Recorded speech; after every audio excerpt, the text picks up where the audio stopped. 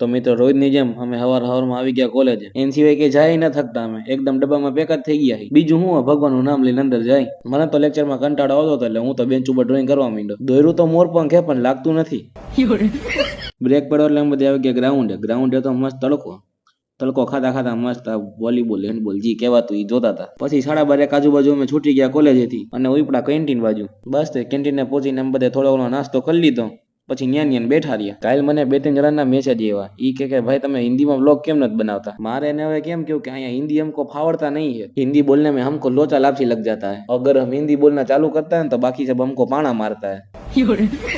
પછી અહીંયા અમારે શરી માતા કાના ને રૂક્ષ્મણીના વિવાહ એટલે એમ બધે જાનૈયા તરીકે ન્યા હતા. પછી બધી કામકાજ પતાવીને અમને લાગી ગઈ ભૂખ એટલે એમ બધે આવી ગયા બહાર નાસ્તો કરવા. એક પ્લેટ તો શું થતું એટલે ગામમાંથી થોડોક નાસ્તો લઈ લીધો અને બને નાખી ભેળ ભેગા કુરકુરિયા ખાવાની મજા જ એવા રાખે. ક્યારેક ખાજો. અમારા ઘરની બહાર મીંદડો કે મને ભૂખ લાગી ગઈ એટલે થોડું ઘણું દૂધ ને નાસ્તો એને દે દીધો. હાલો અમે તો જઈએ હું હવે તમે હુઈ જાઓ.